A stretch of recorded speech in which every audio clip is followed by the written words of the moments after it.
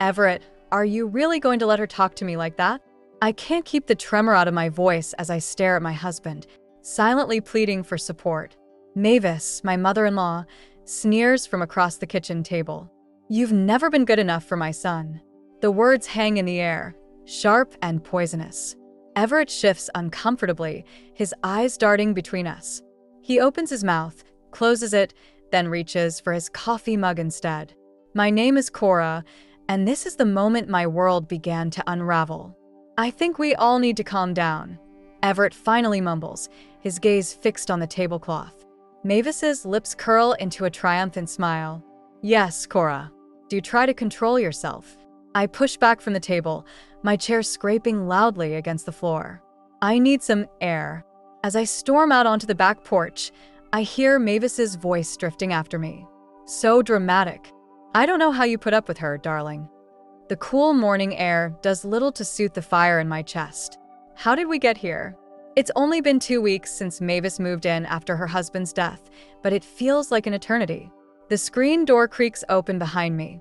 Mom, Lila's voice is soft, hesitant. Are you okay? I turn to face my daughter, forcing a smile. I'm fine, sweetheart.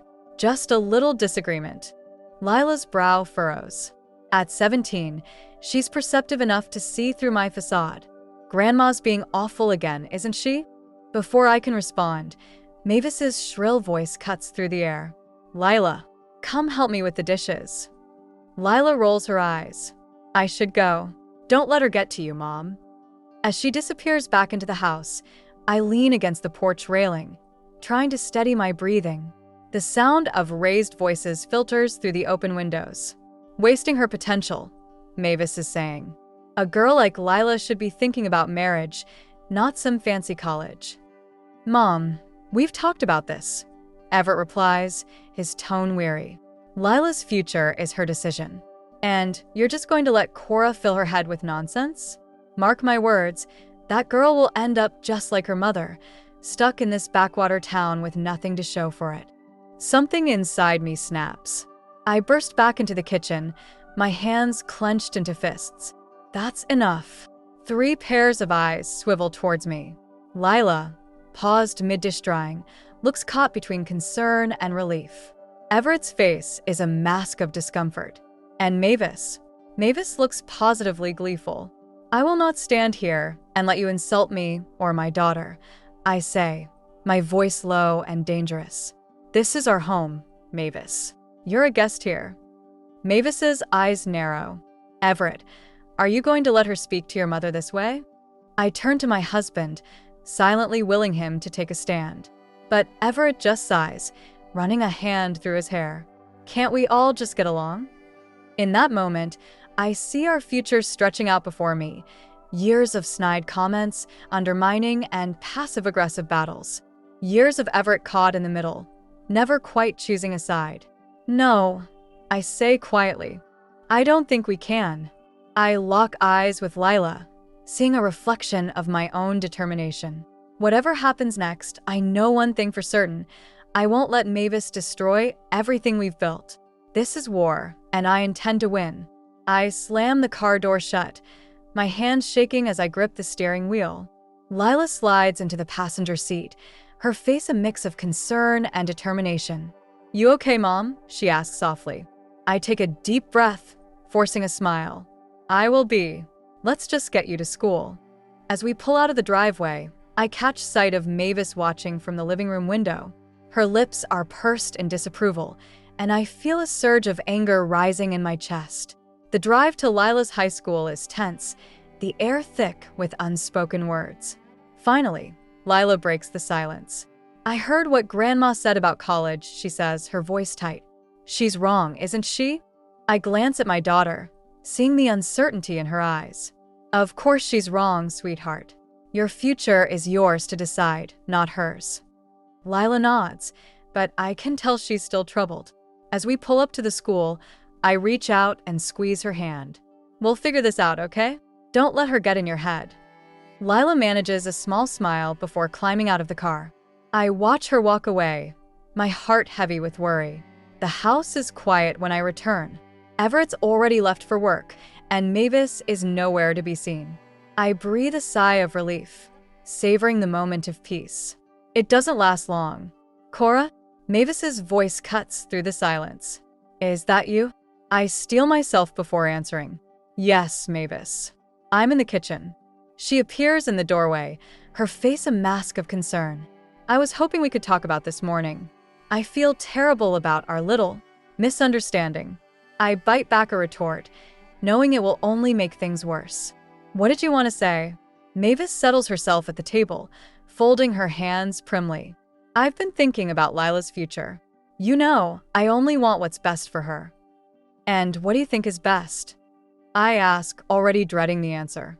Well, college is all well and good for some girls, Mavis begins, her tone patronizing. But Lila's such a pretty thing. With the right guidance, she could make a wonderful wife and mother. There's no shame in that, you know. I feel my blood begin to boil. Lila can be anything she wants to be, Mavis, including a wife and mother, if that's her choice.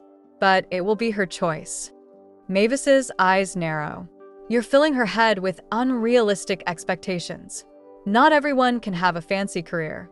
Some of us have to be practical. Practical? I repeat, my voice rising. Is that what you call crushing a young woman's dreams? Now, Cora, Mavis says, her tone sickly sweet. I know you mean well, but you have to face facts. The world out there isn't kind to girls like Lila. Better she learns that now than waste years chasing pipe dreams. I open my mouth to argue, but the sound of the front door opening interrupts us. Everett walks in, his brow furrowing as he takes in the scene. Everything okay in here? He asks cautiously. Mavis's demeanor instantly changes. Oh, Everett, darling. I'm so glad you're home.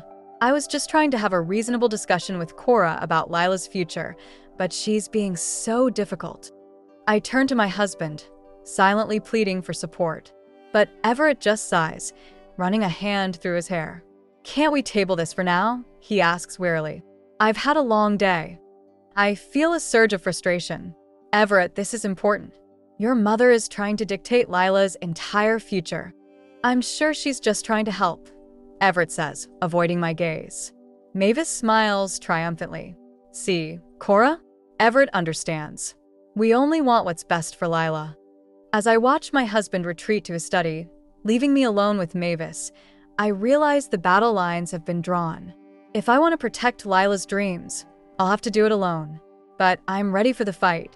Mavis may think she's won this round, but she has no idea what I'm capable of when it comes to defending my daughter's future. I'm sorting through a pile of college brochures when I hear hushed voices coming from Everett's study. Curiosity gets the better of me, and I creep closer to the door, straining to listen. Can't let her go, Everett. Mavis's voice hisses. Once Lila leaves for college, we'll lose all control. My heart races as I wait for Everett's response. Surely, he'll defend our daughter's dreams. I know, Mom, he sighs. But what can we do? Cora's set on this college thing. I clench my fists, anger rising in my chest. How dare they plot behind my back? Leave it to me, Mavis says, her tone smug. I've already spoken to your cousin about that receptionist position at his firm. Perfect for a girl like Lila. You really think she'd go for that? Everett asks, doubt creeping into his voice. Of course not, Mavis scoffs. But if her college applications mysteriously go missing, or her scholarships fall through, well, she'll need a backup plan, won't she? I've heard enough. Pushing the door open, I storm into the study. How could you? I demand, glaring at Everett. He jumps, guilt written all over his face. Cora, Save it, I snap. Turning to Mavis, I feel a surge of rage. And you? How dare you try to sabotage Lila's future? Mavis's eyes narrow. I'm doing what's best for this family. Something you clearly don't understand. Get out, I seethe. Both of you. I need to think. As they leave, Everett hesitates in the doorway. Cora, please. Let's talk about this. I shake my head, fighting back tears. There's nothing to talk about. You've made your choice. Alone in the study, I sink into Everett's chair, my mind reeling. How long has this been going on? How many of Lila's dreams have they already crushed? I pull out my phone, dialing Ruth's number with shaking hands. She answers on the second ring. Cora, what's wrong? Everything. I choke out. Ruth, I need your help. An hour later, I'm sitting in Ruth's cozy kitchen, a mug of tea warming my hands. I've told her everything. Mavis's manipulations, Everett's betrayal, the plot against Lila's college plans. Ruth's face is a storm of emotions. Oh, honey, she says, reaching across the table to squeeze my hand. I'm so sorry you're going through this. I don't know what to do, I admit, feeling lost. How do I protect Lila when my own husband is working against us? Ruth's eyes harden with determination. We fight back, she says firmly. First things first, we need to secure Lila's applications and scholarship information. Can you get those without Everett or Mavis noticing? I nod, a plan already forming. Lila keeps copies in her room. I can grab them tonight. Good, Ruth says. Bring them here for safekeeping. And Cora? I think it's time you and Lila considered staying with me for a while. The thought of leaving my home, even temporarily, sends a pang through my chest. But as I picture Mavis's smug face and Everett's weakness, I know Ruth is right. Okay, I agree, straightening my shoulders. But there's one more thing I need to do first. That evening, I wait until Mavis retires to her room before confronting Everett in our bedroom. He looks up from his book, wariness in his eyes. We need to talk, I say, my voice steady despite the turmoil inside. Everett sighs, setting his book aside. Cora, about earlier. I cut him off. No excuses, Everett. I want the truth. How long have you been plotting with your mother against our daughter? He flinches at my words. It's not like that. Mom just wants what's best for Lila. And you? I press. What do you want? Everett's shoulders slump. I don't know anymore. I just want everyone to be happy. Well, congratulations, I say bitterly. You've managed to make everyone miserable instead. As I turn to leave, Everett calls out, "Where are you going?" I pause in the doorway, not looking back. To save our daughter's future, with or without you. The morning after my confrontation with Everett, I wake to find Lila's bed empty. Panic grips me until I hear muffled voices from the kitchen. I creep downstairs, pausing outside the door to listen. Your mother means well, Lila. Mavis's saccharine voice drifts through. College isn't everything, you know. Why, I never went, and look how well I turned out. I peek around the corner to see Lila's face, a mix of confusion and frustration. But Grandma, I've always wanted to. Nonsense. Mavis interrupts. A pretty girl like you should focus on finding a good husband. That's the key to a happy life. I've heard enough. Stepping into the kitchen, I clear my throat loudly. Good morning, Lila. Mavis. Mavis's smile doesn't reach her eyes. Oh, Cora. We were just having a little chat about Lila's future. I heard. I say coldly. Lila, go get ready for school. I need to speak with your grandmother. Once Lila's gone, I turn to Mavis. This ends now. You will not undermine my daughter's dreams anymore. Mavis's facade cracks, revealing the venom beneath. You ungrateful little. The doorbell interrupts her tirade. I answer it to find Ruth, her face etched with concern. Everything okay? She asks, eyeing Mavis over my shoulder. Perfect timing, I say, ushering her in. Mavis was just leaving. I most certainly was not. Mavis sputters. Ruth steps forward, her voice steel. I think you were, Mavis. Cora and I have some things to discuss. Mavis storms out, slamming the door behind her. I collapse into a chair, exhausted. Thank you, I whisper to Ruth. She squeezes my hand. That's what friends are for. Now, are you ready to get out of here? I nod, determination replacing my fatigue. Let me talk to Lila first. I find Lila in her room, staring at her college application essays. Mom, she says, her voice small. What's going on?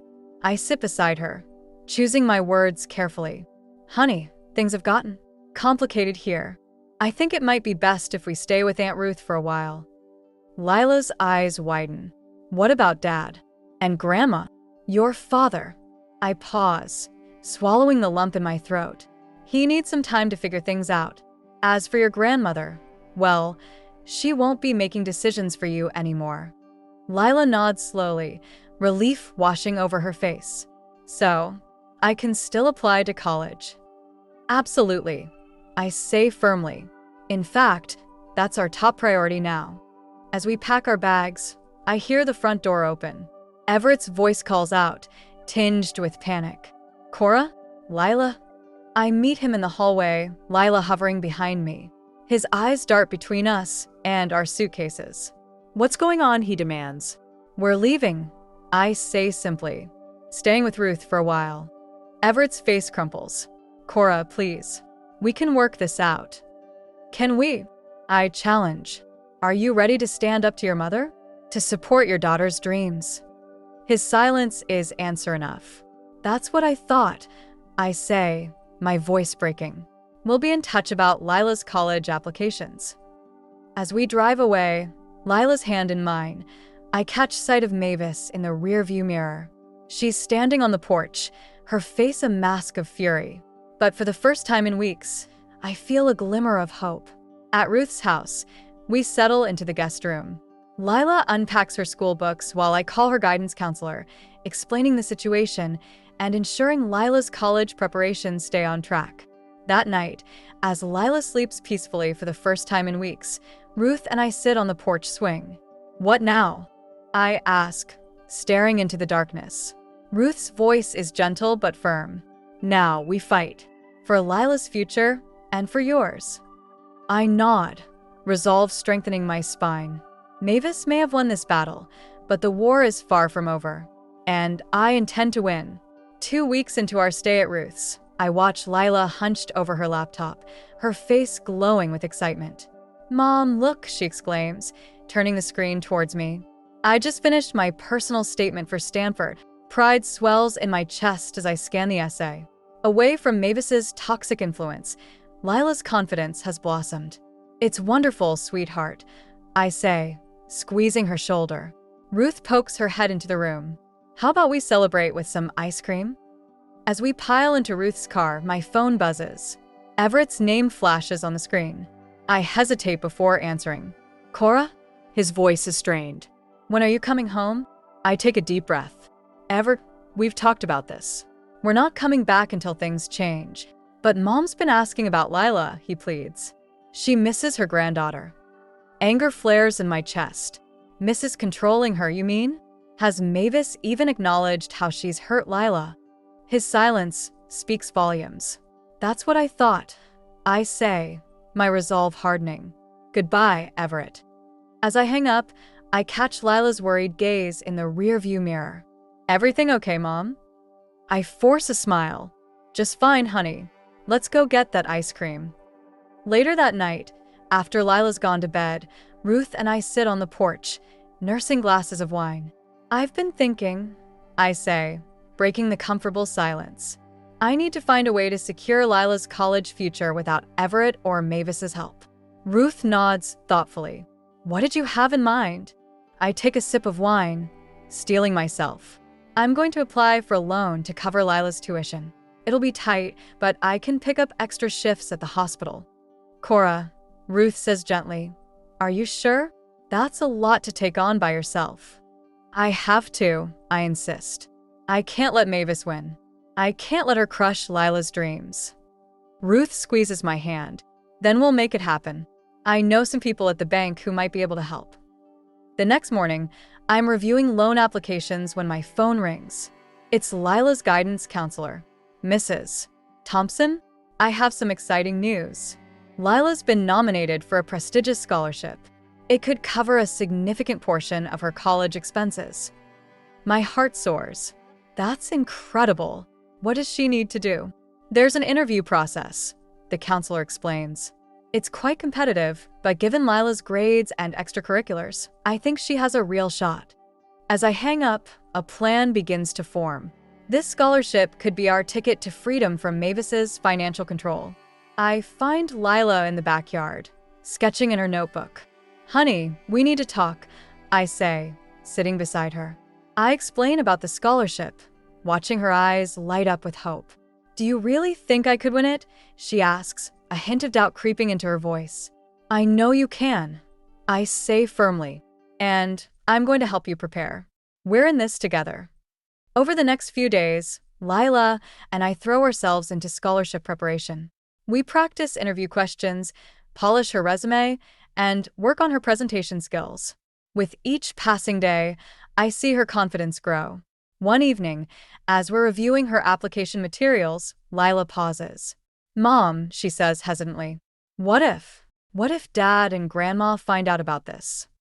I meet her gaze, my jaw set with determination. Then we'll face them together. They can't stop you from pursuing your dreams, Lila. Not anymore. She nods, a spark of defiance in her eyes that reminds me so much of myself. You're right. We've got this. As Lila returns to her work, I slip outside to make a phone call. It's time to set the final phase of my plan in motion. Hello, Everett? We need to talk. There's something you and your mother need to know. I hang up, my heart racing with a mix of anxiety and anticipation. The showdown I've been dreading and preparing for is finally at hand. But this time, I'm ready.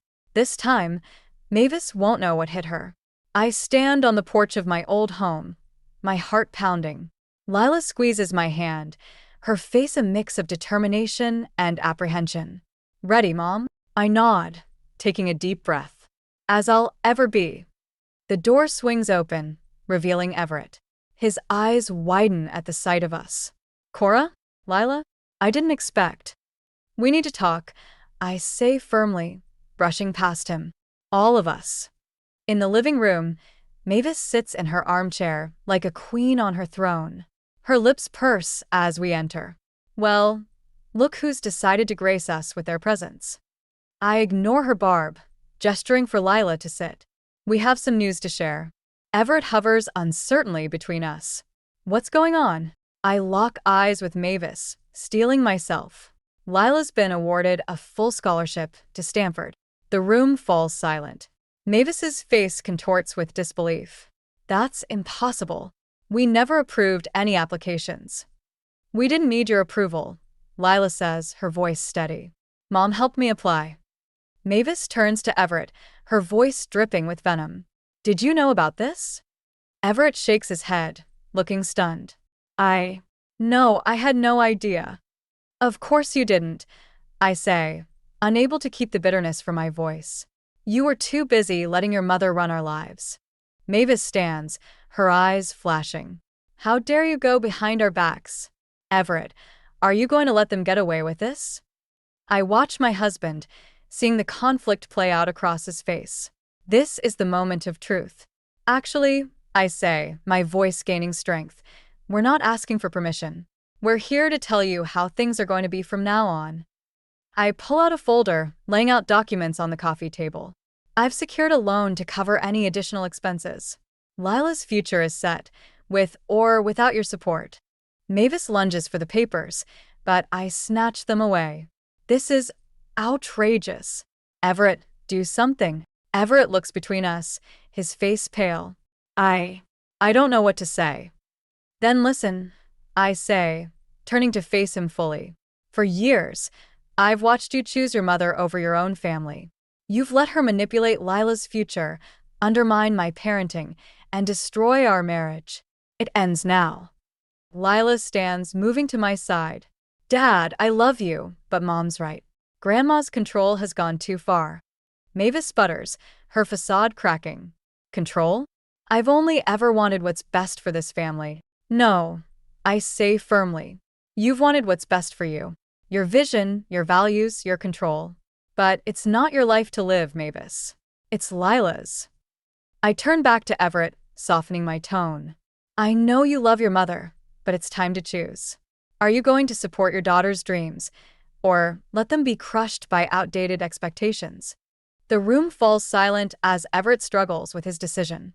Mavis watches him like a hawk, her eyes narrowed.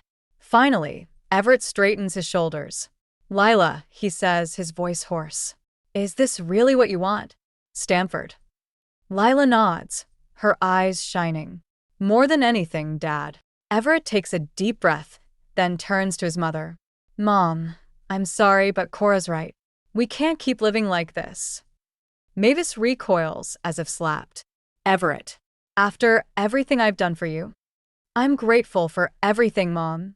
Everett says gently. But it's time to let go. Lila deserves the chance to follow her own path. Mavis's face crumples, tears welling in her eyes.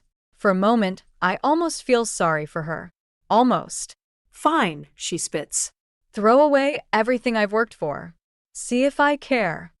As Mavis storms out of the room, I feel a weight lift from my shoulders. I turn to Everett, seeing a glimmer of the man I married. It's a start, I say softly. But we have a long way to go. Everett nods, reaching for Lila's hand. I know, but I'm ready to try.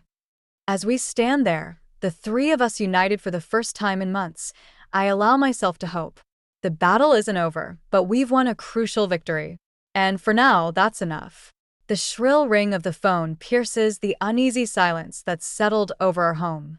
Everett answers, his face paling as he listens. We'll be right there, he says, his voice shaking. What's wrong? I ask, dread pooling in my stomach. It's Mom, Everett replies. She's had a heart attack. The drive to the hospital is tense. Lila sits in the back seat, uncharacteristically quiet. I catch Everett's eye, seeing the conflict etched on his face. At the hospital, we find Mavis looking small and frail in her bed, a far cry from the domineering presence she's always been. Her eyes flutter open as we enter. Everett, she croaks, reaching for his hand. You came. Of course, Mom, he says softly. We're all here. Mavis's gaze lands on me, then Lila. For a moment, I see a flicker of something, regret, perhaps, in her eyes. Lila, dear, she says weakly. Come closer. Lila hesitates, looking to me for guidance. I nod, encouraging her forward. I hear you got into Stanford, Mavis says, her voice barely above a whisper. That's quite an achievement. Lila's eyes widen in surprise. Thank you, Grandma.